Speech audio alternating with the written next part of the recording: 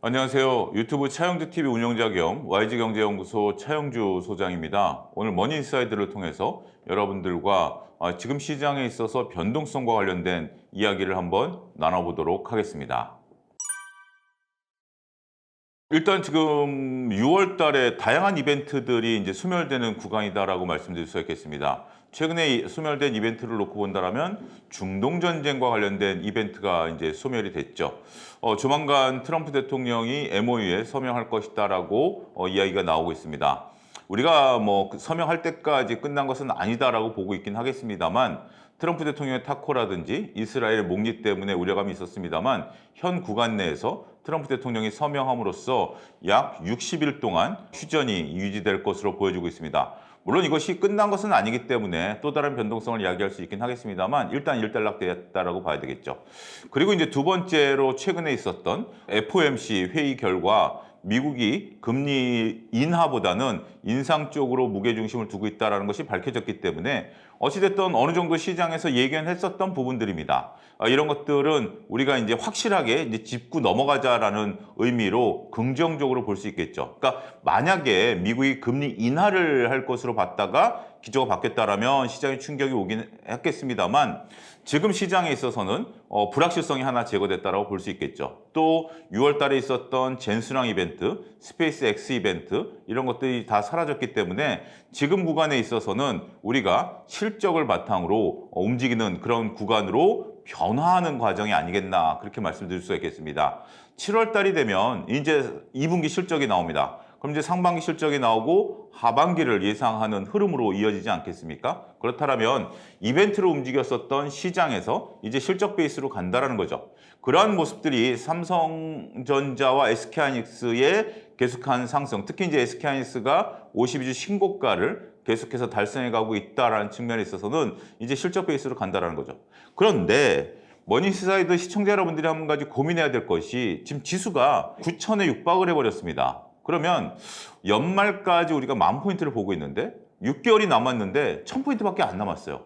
불과 한 10%밖에 안 남았다라는 겁니다. 이러한 고민들을 이제 서서히 어떻게 내가 대응할 것인가에 대한 고민을 시작할 때가 전 됐다라고 말씀드릴 수 있겠습니다. 무작정 지수는 올라갈 거야. 10,000포인트, 12,000포인트, 삼전 닉스는 영원히 올라갈 거야. 이런 생각보다는 이제부터는 우리가 약 10% 정도, 물론 이제 10,000포인트 간 이후에 12,000, 15,000 저도 갈 걸로 보고 있고 가야 된다라고 믿는 투자자 중에 한 사람이긴 하겠습니다만 종목에 따라서, 업종에 따라서 상황이 조금 미묘하게 바뀔 수도 있다는 거죠. 자, 이런 것들은 염두에 두셔야 됩니다. 어찌됐든 지금 시장 상황은 6월 달에 잔뜩 기대감으로 움직였었던 것들이 소멸이 되고 7월 달부터 나올 프리어닝 시즌에 대한 것으로 변모합니다. 그러면서 만약에 어닝에 대한 기대감들이 시장을 충족하면서 급등하는 종목들이 나온다라면 지수 10,000포인트에 대한 어떤 내가 대응책, 대응 방안 이런 것들 좀 챙길 건 챙기고 보는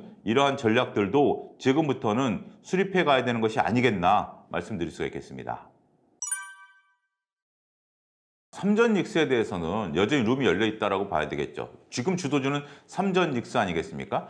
지금 이제 일부 증권사에서 삼성전자를 59만 원, 하이닉스를 500만 원까지 목표 주가를 제시하긴 했습니다만 그게 아니다 하더라도 삼성전자 기준으로 놓고 보면 대략 50만 원, 하이닉스 기준으로 놓고 보면 400만 원까지는 많은 분들이 갈 것이다라고 예상을 하고 있는 상황이죠. 그래서 지금 삼전 닉스는 지금 이제 삼성전자가 30만 원대 아직 중반을 못 달아냈고 하이닉스는 이제 250만 원을 넘어선 상태인데 뭐 이거는 여전히 우리가 계속해서 홀딩 아니면 계속해서 바이 의견, 그러니까 이제 분할 매수 관점 접근이 유효하죠. 참 시장이 쉽지 않습니다. 어렵습니다. 지금 이제 시장이 편해 보이죠. 삼전 닉스는 아직까지는 편하게 보셔도 된다라고 봐요. 그렇지만 단기간에 기대감을 올랐던 종목들에 대해서는 한번 우리가 대응 전략을 펼쳐야죠. 가장 안타까운 것은 2분기 실적도 잘 안 나오고 그 다음에 이렇게 강세장이 지수가 10,000포인트를 향해서 가는 상태에서 그런 것 지금 못 올라간 종목들에 대해서는 2분기 실적까지 확인하고도 실적이 안 나온다면 냉정한 판단을 또 해보셔야 된다라고 봐요. 그래서 계좌의 관리라든지 리스크 관리라든지 이런 것들에 대한 종합적인 판단을 이제 2분기에 들어서는 하셔야 된다. 왜냐하면 지수가 10,000포인트 가면 약간의 변동성을 보이면서 12,000 갈 거 아니겠습니까? 변동성을 보인다라는 것은 삼전 닉스가 변동성을 보이면 그 주변 주들은 더 큰 변동성을 보인다라는 거죠. 그래서 제가 한 가지 그냥 팁을 좀 드리면 계좌가 전체적으로 플러스고 그중에서 마이너스 난 종목들이 있다라면 계좌가 플러스잖아요. 그러면 마이너스 난 종목들에 대해서 일정 부분 정리하는 것도 하나의 방법이 될 수 있다는 점을 조금 말씀드리도록 하겠습니다. 제가 여러 유튜브에서 얘기했습니다만 현대차에 대해서는 그동안 제가 긍정적으로 말씀을 좀 조심스럽게 했어요. 왜냐하면 현대차는 완전히 지금 이제 시각이 양극단으로 갈려 있는 것 같아요. 그러니까 여전히 로봇주로 봐야 된다. 그러면 테슬라 밸류를 봐야 되기 때문에 저평가에 돼 있다. 뭐 지금 이제 80만 원 넘어서고 나면 100만 원, 120만 원. 이게 이제 KB증권의 이제 리포트고요. 반면에 유안타증권의 리포트는 여전히 자동차주로 봐야 된다. 그래서 현 구간에 있어서 우리가 뭐 토요타라든지 이런 쪽의 밸류를 같이 해보면 조금 비싸다. 이렇게 보는 시각이 있어서 지금 최근에 리포트를 놓고 보면 바이 의견에서 홀드, 보유 의견으로 그 의견을 하향했거든요. 근데 이제 투자자들마다 생각이 조금 다 다른 것 같아요. 그런데 지금 최근의 움직임들을 놓고 보면 현대차는 조금 유안타 쪽의 의견에 동조하시는 분들이 많아진 것 같아요. 왜 그런 얘기를 하냐면 지금 주가가 60만 원대에서 딱 붙어 있습니다. 물론 60만 원대 붙어 있다는 것도 강한 거죠. 그런데 젠스랑 CEO가 2차 간부 회동을 했을 때도 현대오토웨버라든지 현대차가 곽광을 못 받았어요. 곽광을 받은 것은 이제 LG전자죠. 그렇기 때문에 현 구간 내에서 우리가 과연 로봇과 관련된 밸류를 언제까지 들고 가야 되느냐. 개인 투자자들 입장에서 보면 시간도 자원 아니겠습니까? 아틀라스가 우리가 이제 현장에 투입된다는 것은 2028년이고요. 그 다음에 보스턴 다이나믹스가 IPO를 한다는 것도 2028년으로 연기가 됐잖아요. 저는 현대차의 로봇이 굉장히 좀 훌륭하고 그 다음에 이제 여러 가지 많은 일을 해낼 것으로 보고 있습니다. 하지만 지금 당장 우리가 주가는 빠르게 움직이고 실적은 더디게 온다라는 거죠. 그리고 이제 아틀라스가 투입됐을 때 현대차의 이익에 얼마큼 기여할 수 있느냐 여부도 뭐 생각해 봐야 되겠습니다만 지금은 이제 그런 건 차치한다 하더라도 지금은 자동차 밸류를 보는 것이 맞지 않겠는가. 그래서 저는 이제 현대차의 이제 갈림길이 2분기 현대차 실적에 따라서 달라질 수 있겠다라고 봅니다. 그래서 2분기는 이제 로봇을 뺀 현대차만의 실적이 나오지 않겠습니까? 그걸 보고 투자자들이 그럼에도 불구하고 주가가 60만 원대에 버틴다. 그러면 저는 현대차를 한번 바이 관점으로 볼 거예요. 반면에 실적이 나오고 보니까 야 이거 조금 PER이 좀 높아 라고 보면서 현대차가 60만 원에서 50만 원대까지 밀린다라면 이때는 조금 현대차에 대한 고민을 한번 심각하게 해봐야 되는 것이 아니겠나 그렇게 말씀드릴 수가 있겠습니다. 지금 이제 펀드멘탈로 놓고 보면 조정의 가능성을 열어두기는 어렵습니다. 우리가 이제 노무라 증권에서 2028년까지 삼성전자의 영업이익이 610조에 달할 것이라고 보고 있거든요. 그래서 펀드멘탈은 여전히 살아있고요.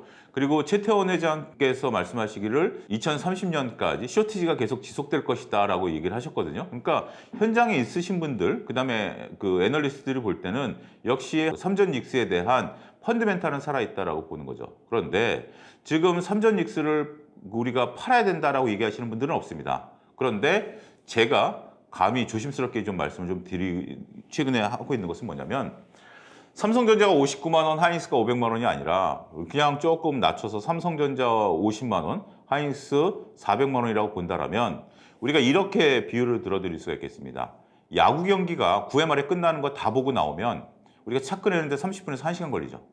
그거가 좀 귀찮아가지고 좀 일찍 나오면 우리가 9회 초에 나와도 한 30분 걸립니다. 한 8회 말쯤에 나오면 편하게 차 끝내고 집에 올 수 있죠.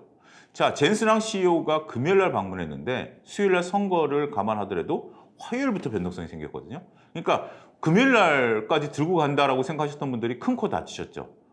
그런데 주식이라는 것은 누군가 사줘야 올라가는 거 아니겠습니까? 서론이 길었습니다.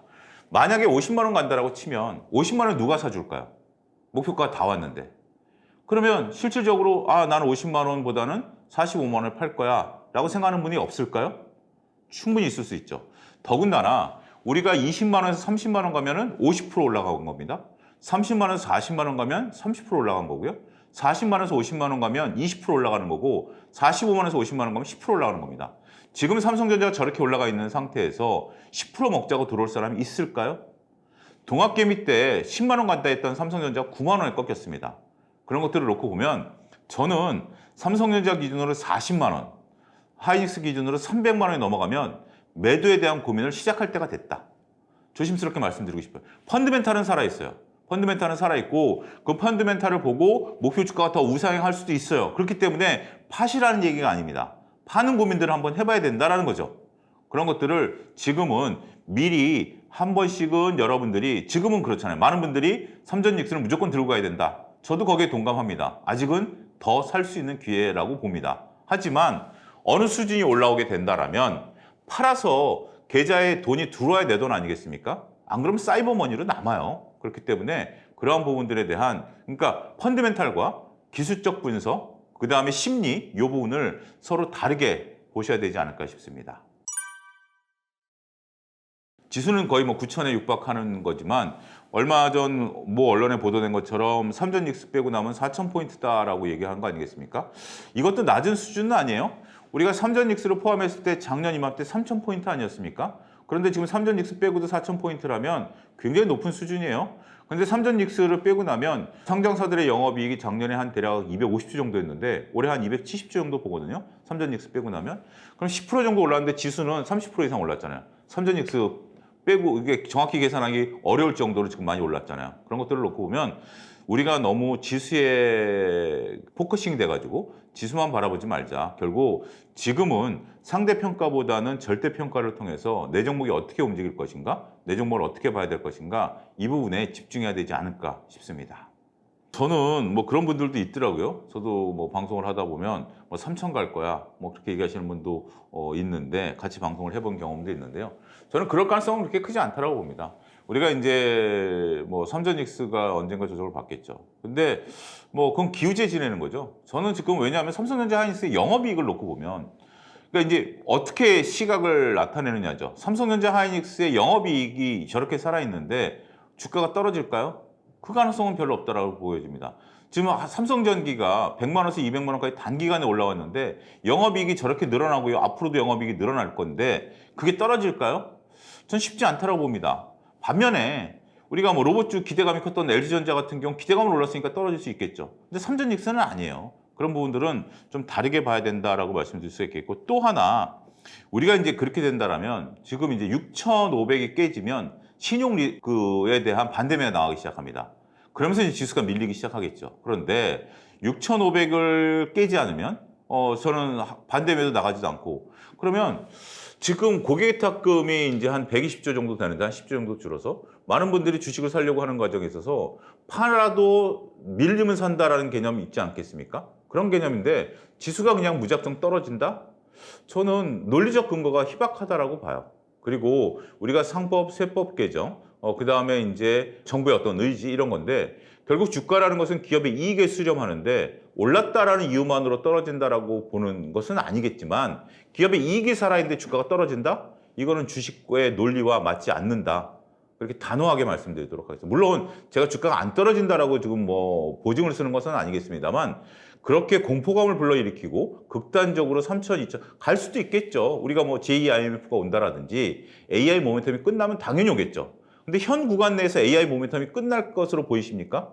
그렇게 생각하지 않죠. 그 부분에 대해서는 저는 우리가 물론 이제 앞으로 미래는 우리가 점점 좀 살펴보긴 해야 되겠습니다만 현 구간 내에서는 보이지 않는다. 그렇게 말씀드리겠습니다. 예를 들어서 전교 1등 하는 애가 우리 반에 있어요. 그럼 우리 반 평균 성적을 올리죠. 그러면 시기 질투를 하죠. 저 녀석 때문에 우리 평균 성적이 올라가고 나는 상대적으로 약하다. 그게 나쁜 건가요? 저는 그렇게 생각하지 않습니다. 전교 1, 2등 한 애가 우리 반에 있어서 평균 성적을 올린다라는 거 좋은 일이죠. 그런 상태에서 내가 그거는 이제 어떻게 보면 이 쏠림 현상이라는 것이 우리가 과거 차화정 시대나 아니면 제약바이오 시대나 2차전지 시대를 놓고 보면 가장 안정적인 상황이에요. 차화정 때도 우리가 중국의 기대 실적이 올라갔고 제약바이오 기대감, 2차전지 기대감으로 올랐다가 결국 그게 역작용이 됐죠. 근데 삼성전자 하이닉스는 거듭 말씀드리지만 이익이 살아있잖아요. 이익이 살아있는 과정에 있어서 그들의 쏠림 현상이 나타난다는 것은 어떻게 보면 올바로 주식 투자를 하고 있는 것이다 라는 거죠. 쏠림 현상 자체를 놓고 보면 과거 사례에서 별로 그렇게 좋지 않게 끝났습니다만 이 쏠림 현상이 기대감으로 올라간 것이 아니라 이 쏠림 현상이 이익을 기반으로 올라간다면 가장 정석적인 투자를 하고 있는 겁니다. 그 모습이 단지 쏠림 현상처럼 보일 뿐이다라는 것이죠. 그렇기 때문에 저는 지금 이 쏠림 현상에 대해서는 우려하지 않는다. 자, 우리가 조방원전 시대가 있었습니다. 그것을 이제 한 증권사에서 자료 분석을 하니까 조방원이 왜 올랐죠? 실적으로 올라간 거 아니겠습니까? 조선방산 지금도 실적주로 보잖아요. 그럼 500% 올랐습니다. 근데 삼전닉스는 이제 400% 올랐어요. 그렇게 놓고 보면 저는 그 쏠림 현상이 과도하다라고 보이지는 않는 투자자 중에 한 사람입니다. 그렇죠. 당연히 삼전닉스는 지금은 뭐 제가 앞서 40만 원, 300만 원 말씀을 드렸습니다만 현 구간 내에서는 팔면 못 삽니다. 현 구간 내에서는 반도체가 주도주가 될 것이고요. 이 주도주는 끝까지 들고 가야죠. 지금 삼전닉스에서 수익을 내야 되는 구간이다라는 점에 대해서는 변함이 없다. 그리고 이제 여기에 비중을 많이 실어야 되고 나머지 쪽에서 이제 방산이라든지 전력 인프라라든지 이런 쪽들을 좀 해야 되는데 지금은 시야를 넓힐 필요는 없다라고 봐요. 그렇지만 몇몇 업종, 몇몇 종목 내에서 포트폴리오를 한정해야 되지 않을까 싶습니다. 그러니까 이제 삼전닉스가 많이 올라서 못 사겠다라는 것은 투자자들의 마음에 있는 거죠. 그거는 이제 단지 내가 펀드멘탈을 보지 않고 주가만 보니까 공포감을 느끼는 겁니다. 그거는 투자자들에게 그러면 다른 대안을 드리겠습니다라고 얘기할 수 있는 상황은 아니에요. 여전히 삼전닉스 사셔야 돼요. 달리는 말에 올라타야 되는 겁니다. 지금 만약에 우리가 한두 달 전으로 돌아갔을 때 그때도 삼전닉스 비싸다는 얘기를 했어요. 그러면서 이제 제가 이제 방송을 다니면 제2의 삼전닉스로 원전주, 그다음에 로봇주 이런 것들을 많이 얘기했었습니다. 근데 수익률 결과가 어떻죠? 여전히 삼전닉스가 좋아요. 저는 이거는 펀드멘탈 기반으로 간다라는 것을 거듭 강조드립니다. 근데 말씀하신 삼성전기나 SK스퀘어는 삼전닉스랑 똑같은 거예요. 결국 AI 모멘텀으로 움직이는 거고 그러다 보니까 우리가 기판이 필요하니까 삼성전기가 가는 거고 그다음에 SK스퀘어 같은 경우 SK하이닉스의 보유 지분이 있기 때문에 더군다나 외국인들 같은 경우 10% 룰이라는 게 있습니다. SK하이닉스는 10% 이상 못 담아요. 삼성전자는 그 룰에 벗어나 있기 때문에 삼성전자는 마음껏 담을 수 있는데 근데 지수를 못 따라가잖아요. 그러니까 SK스퀘어를 담는 거거든요. 이거는 같은 몸이에요. 같은 몸인데 다른 것들 뭐 우리가 여러 가지를 뭐 얘기를 하는데 중요한 것은 삼전닉스 다음 거를 찾는 분들이 있는데 다음 걸 찾으려면 삼전닉스처럼 돈을 바가지로 긁는 기업을 찾아야 됩니다. 근데 안타깝게도 그런 기업들은 잘 보이진 않아요. 그런데 삼전닉스가 결국 AI 모멘텀으로 돈을 번다라면 차기작으로 올라갈 수 있는 것은 전력 인프라를 꼽을 수 있겠죠. 전력 인프라 같은 경우는 나름대로 우리가 이제 한번 단기간에 4월 달에 올랐다가 조정을 좀 받고 있는 거고 또 돈을 바가지로 긁고 있는 기업은 증권주죠. 그러니까 많은 분들이 단순하게 지금 주가가 올라간 것들만 쳐다보는 게 아니라 어떤 기업들이 돈을 바가지로 긁고 있느냐를 봐야 되겠죠. 그렇지만 그렇다고 삼전닉스가 주도권을 놓을까요? 제가 이런 질문 드릴게요. 여러분 1,000만 원이 지고 있으면 삼전닉스 사시겠습니까? 코스닥 사시겠습니까? 많은 분들이 아직까지 삼전닉스를 사겠다라고 하고 있고 여러분들 뭐 여러 가지 주위에서 보시면 정말 뭐 증권가 여의도에서 다 삼전닉스만 사달라고 어르신들이 그런다는 거 아니겠습니까? 그리고 최근에는 퇴직연금 DC형 시장에서 ETF가 많이 들어오는데 다 삼전닉스 반도체 ETF 사시잖아요. 그런 것들을 우리가 흐름을 봐야 된다. 단지 나만 불안한 거예요. 내가 불안한 거지 시장의 많은 참여자들은 불안해하지 않는다. 그거를 보셔야 되지 않을까 싶습니다. 그러면서 제가 또 말씀드렸잖아요.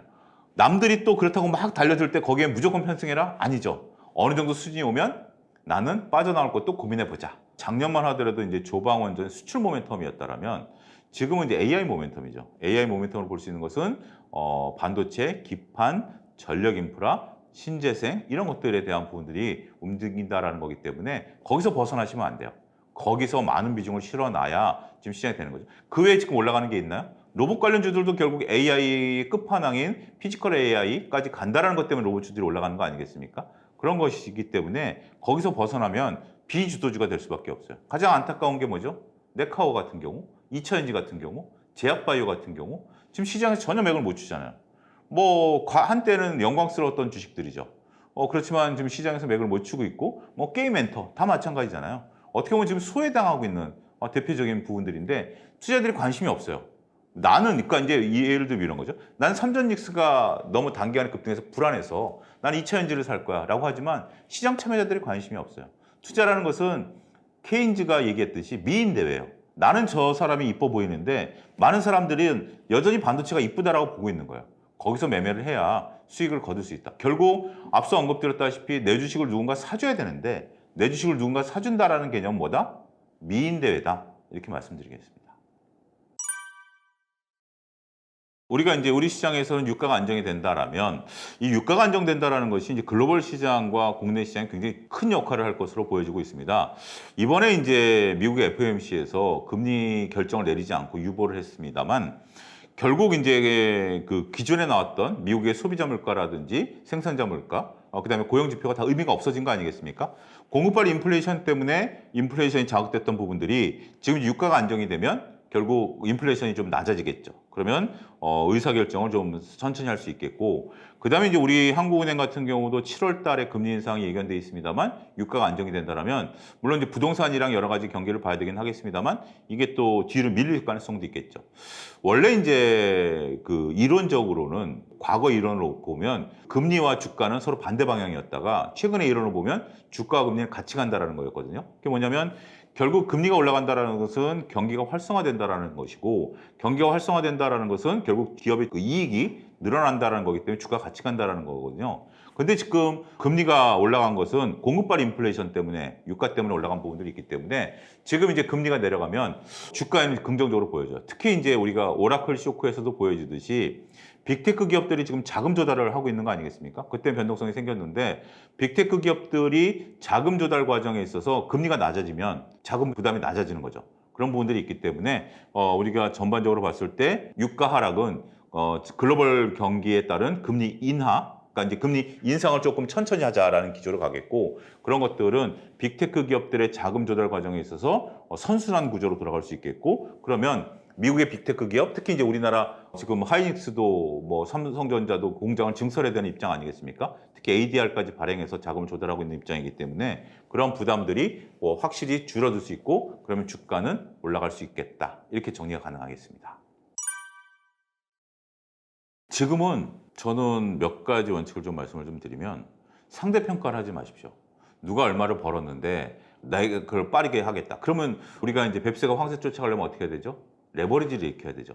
비투를 해야 됩니다. 그런데 그걸 하지 마시라는 겁니다. 그러니까 지금 비투를 하지 마십시오라고 얘기를 해도 비투 하시는 분들이 계세요. 그건 뭐 어쩔 수 없죠. 근데 비투를 하지 않기 위해서는 내가 상대평가를 하는 게 아닙니다. 절대평가를 하는 거죠.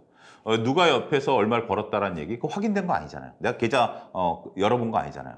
그런 상태에서 물론 벌어줄 수도 있겠죠. 그리고 버는 사람들이 많이 있는 것도 사실입니다. 하지만 내가 30% 50% 벌었다라는 거 그걸 나한테 칭찬해 주세요. 우리가 하루 이틀 주식하고 끝날 거 아니지 않습니까? 그런다라는 것이고 지금까지 내가 주식 투자를 안 했는데 이제부터 시작해 보겠다? 좀 늦었다라는 감이 좀 있습니다. 이제 제가 방송 처음에 말씀드렸던 것처럼 이제 지수가 10% 정도밖에 안 남았어요. 여기서 먹잘 것은 크지 않다라는 겁니다. 그래서 일단 상대평가를 하지 말고 절대평가를 하자. 그러기 위해서는 레버리지를 익히지 말자. 혹시 지금 비투를 하고 계시다면 빚을 좀 줄여가자. 이렇게 말씀드릴 수가 있겠고 지금 구간에 있어서는 이익에만 집중하자. 어떤 기대감을 올랐던 것보다는 이 영상을 보시는 분들은 이제 당장 7월 달을 이제 맞이해야 되는데 7월 달은 이제 어닝 시즌입니다. 그러면 기대감으로 올랐던 주식보다는 실적 기반으로 주가가 움직일 가능성이 있어요. 그리고 또 한 가지 마지막으로 좀 말씀을 드리고 싶은 것은 챙길 건 챙기고 보자라는 겁니다. 제가 어제 방송을 하다가 방송 관계자가 하이닉스가 250만 원 돌파하기 때문에 팔았다라는 겁니다. 다들 이구동성으로 왜 팔았냐 더 가는데 라는 건데 저는 칭찬해 드렸어요. 언제든지 벌었다면 그게 500만 원, 뭐 600만 원 간다 하더라도 벌어서 이익을 챙긴 거는 그건 훌륭한 겁니다. 더 못 먹을 수도 있지만 뭐 그게 고점일 수도 있는 거 아니겠습니까? 그건 모르는 일이에요. 하지만 내가 이익을 난 걸 챙겨서 그걸 꺼내서 내가 그걸 쓴다라는 것은 그거는 잘하는 거예요. 지금은 그러한 고민들을 할 때가 됐다. 이렇게 정리하겠습니다. 저는 지금 현금 비중을 조금 가져갈 수 있는 것은 가져가는 게 좋다라고 말씀드릴 수 있겠습니다. 원래 이제 위대한 투자자들이 항상 현금을 20에서 30% 정도 보유하라고 얘기하는 거 아니겠습니까? 근데 이제 그동안 주가가 올라가다 보니까 이제 거의 몰빵에 가까운 이런 투자를 했습니다만 지금 어떤 변동성을 보이는 구간에서라면 현금을 갖고 있는 것이 필요하죠. 그 현금이 나중에 변동성 상태에서 중요한 역할을 할 겁니다. 그리고 현금을 보유하고 있으면 좀 마음 편할 겁니다. 오히려 내가 저거를 다 샀어야 되는데 라고 하는 것은 이미 지난 어떻게 보면 지금 운이 좀 통했던 시기고요. 지금 구간에서 내가 현금을 다 몰빵에 찍는 것보다는 이게 조급함이에요. 지금 이제 현금을 다 소진한다라는 것은 조급함입니다. 그래서 지금 구간에서는 현금을 어느 정도 차곡차곡 팔아서, 그러니까 개인 투자들이 그걸 잘 못하는데 팔면 뭔가를 사고 싶어해요. 그렇기 때문에 그래서 이제 제가 방지할 수 있는 방법은 두 가지인데요. 하나는 계좌에서 돈을 빼는 겁니다. 또 하나는 우리가 채권을 사놓는 거예요. RP라는 종목을 사놓으면 그것도 이제 어떻게 보면 하나의 보유하고 있는 거 아니겠습니까? 종목처럼. 그렇게 된다면 현금을 좀 들고 갈 수 있는 마인드 컨트롤이 되지 않을까, 그렇게 말씀드리겠습니다. 제가 이제 과거 다른 영상에서 스페이스X 상장이 끝나고 나면 외국인들 글로벌 자금이 풀릴 가능성이 있습니다라고 좀 말씀을 좀 드렸습니다. 그게 왜 그러냐면 과거 아람코라는 그 사우디 석유 회사가 상장이 됐을 때 한 0.8조 원 정도였거든요. 그거 이제 청약하기 위해서 글로벌 자금들이 좀 묶였었죠.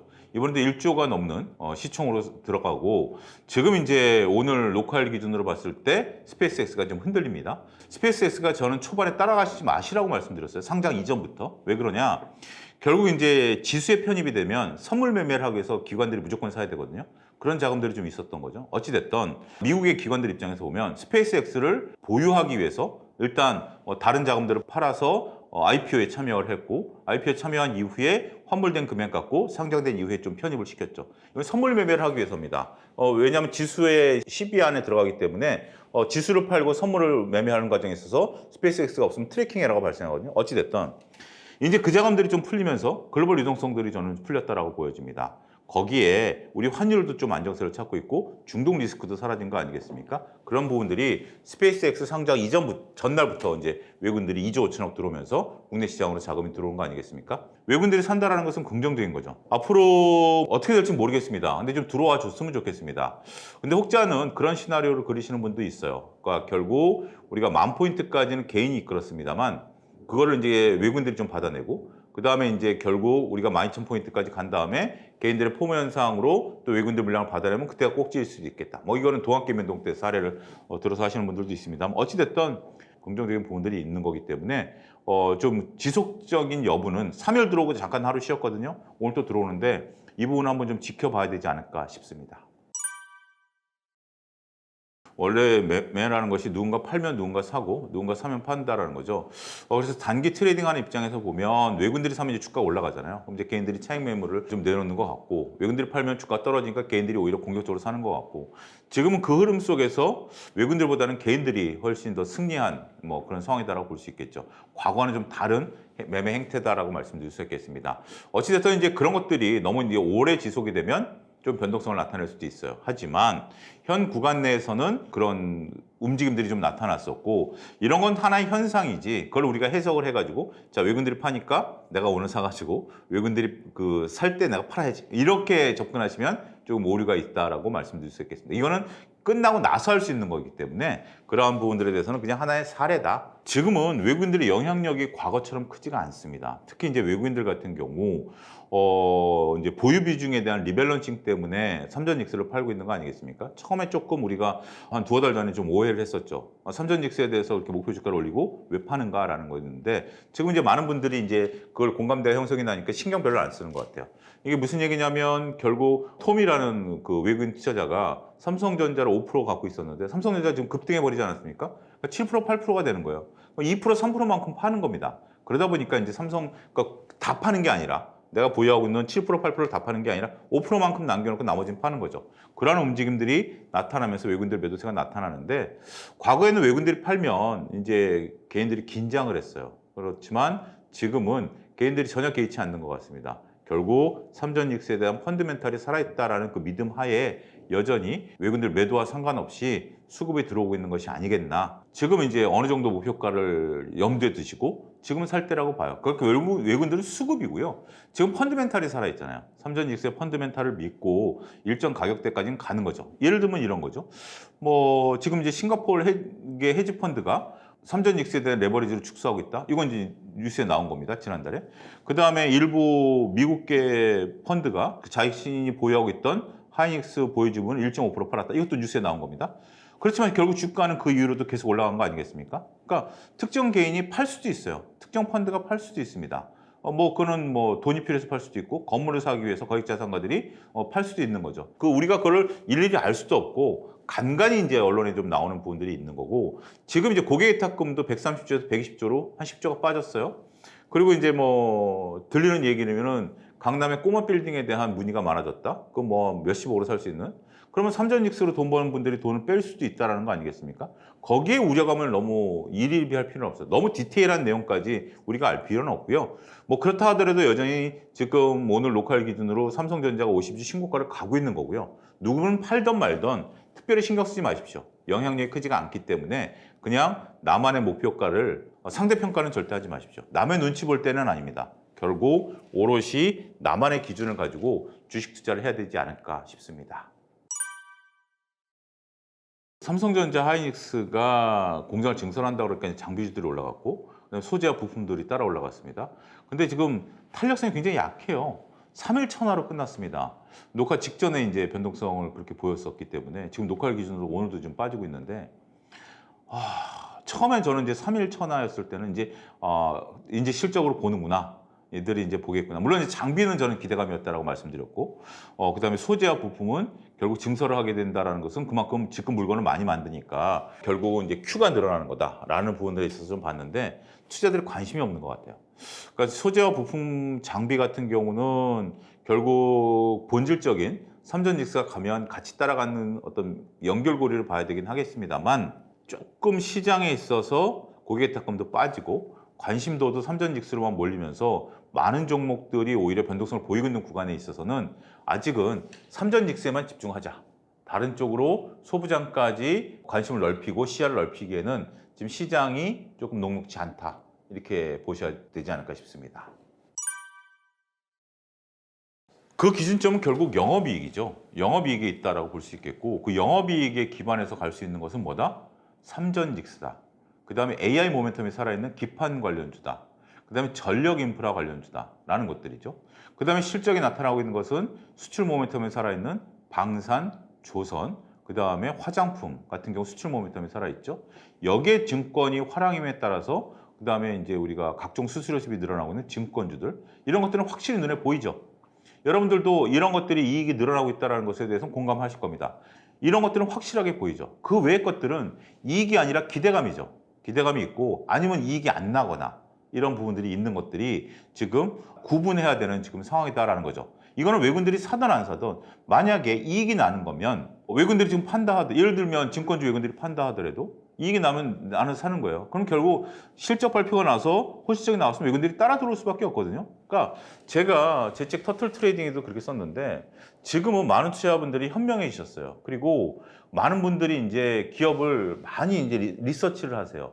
리서치를 하는 과정에 있어서 결국 여러분들이 펀드 매니저처럼 생각하는 거예요. 나는 돈이 1,000만 원밖에 없으니까, 나는 500만 원밖에 없으니까 그런 것들에 대해서 나는 그냥 무조건 몰빵해서 뭐 아니면 도야 이런 것들이 아니라 내가 지금 이제 100억을 굴린다, 1,000억을 굴린다라면 어떤 기업을 살까? 결국 기업 그 펀드 매니저도 사람이기 때문에 이익을 보고 살 거 아니겠습니까? 그러면 이익을 보는 기업들을 사는 거예요. 그런 것을 기관이 사고 있으면 따라가도 되고 외국인들이 사고 있으면 따라가도 되고 외국인들이 팔면 얘네들이 왜 파는지 한번 보고 문제가 없는데 그냥 파네? 그러면 이제 사도 되는 거죠. 그런 관점으로 접근을 자꾸 연습을 하시고 그런 것들을 확인하는 과정들을 여러분들이 보게 된다라면 결국 그게 실력이 늘어나는 거예요. 지금 당장 인기 있는 주식이 뭔가요? 지금 당장 뭘 사서 수익을 볼 수 있을까요? 이렇게 접근하시면 영원히 쫓아다니는 매매밖에 안 됩니다. 하지만 시장을 선점하려고 하는 그런 것들을 보고 펀드 매니저처럼 행동하는 부분들을 보기 시작한다라면 충분히 저는 여러분들이 지금 당장보다는 투자의 미래는 밝다 이렇게 말씀드리겠습니다. 삼성전자는 우리가 이제 두 가지 모멘텀이 있습니다. 펀드멘탈적인 모멘텀이 있고 우리 지수 모멘텀이 있죠. 그래서 우리가 소위 말해서 지수를 추종하는 자금들은 삼성전자를 사야 되겠죠. 지금 이제 SK 하이닉스를 다 같이 사야 되는 건데 잠깐 언급을 드렸습니다만 삼성전자는 외국인들이 사고 싶은 만큼 살 수 있어요. 그런데 우리가 이제 그 펀드 매니저는 그런 규정이 있습니다. 단일 종목을 10% 이상 못 담는 규정이 있습니다. 그 내부 규정인데요. 많은 이제 펀드 매니저들이 그 규정을 만들어 놓죠. 왜냐하면 지금처럼 이제 삼전직스가 확 올라가는 경우는 이례적인 경우이기 때문에 단일 종목의 비중을 너무 많이 실게 되면 변동성에 따라서 계좌가 흔들릴 수 있는 거죠. 그거 이제 문제가 되는 게 이제 하이닉스입니다. 하이닉스가 이제 10% 이상 못 담았는데 그 이상 담아야 되는 거 아니겠습니까? 지금 둘을 합쳐서 최소한 40% 정도 담아야 되는데 그게 못 담다 보니까 이제 SK 스퀘어, SK를 담는 거죠. 이런 것들이 좀 나타나는 현상들이죠. 누가 더 비중이 높냐 않냐 이런 거 지금 따지지 마십시오. 이것도 상대평가입니다. 따지지 마시고요. 그러면 나는 스퀘어나 SK를 사는 게 좋지 않습니까? 주중하는 정책도 있고요. 그런데 예를 들면 만약에 삼전직스가 흔들리면 여러분들이 펀드 매니저라면 하이닉스 파시겠습니까? 스퀘어 파시겠습니까? 저라면 스퀘어부터 먼저 팔 것 같아요. 본주인 하이닉스는 갖고 있고 그렇기 때문에 우리는 그런 규정이 없잖아요. 그러면 본주에 집중하자라고 저는 말씀드리고 싶어요. 지금 구간에 있어서는 우리가 어떻게 전략적으로 행동하느냐도 매우 중요하지 않을까 싶습니다. 지금부터는 챙길 건 챙기는 전략으로 가자. 이렇게 좀 말씀드리고 싶습니다. 팔아야 내 돈이거든요. 그래서 어느 정도 단기간에 급등을 했을 때는 뭐 우리가 LG전자도 40만 원 넘었을 때 팔았어야 내 돈 아니겠습니까? 그런 것처럼 지금 변동성 구간에 있어서는 챙길 건 챙기고 저는 이런 말씀 드리고 싶어요. 뭐 우리가 주식이 얼마까지 올라갈지 모르겠습니다. 끝까지 다 먹는다는 것은 욕심이에요. 끝까지 다 먹는다는 것은 어떻게 보면 운의 영역이기 때문에 지금 구간부터는 조금 조심스럽게 내가 챙길 수 있는 것은 좀 챙기고 가자. 그런 전략으로 지금 시장을 임하기를 권고해 드리겠고 그 다음에 이제 7월부터는 실적 시즌입니다. 그래서 그 어느 때보다도 실적에 대한 관심들을 좀 보셔야 돼요. 리포트들 많이 보셔야 됩니다. 그러니까 여러분들이 리포트를 일일이 다 보지 못하고 내가 뭐 재무제표를 모른다 뭐 이러면 제가 뭐 개인적으로 차영주 TV에서도 풀어드릴 텐데 그런 것들을 좀 많이 찾아보세요. 그리고 많은 분들이 리포트 해석하는 것들을 좀 보시고 그래야 이 실적 시즌에 대응할 수 있습니다. 그런 전략들을 잘 구사하시기를 권고해 드리도록 하겠습니다.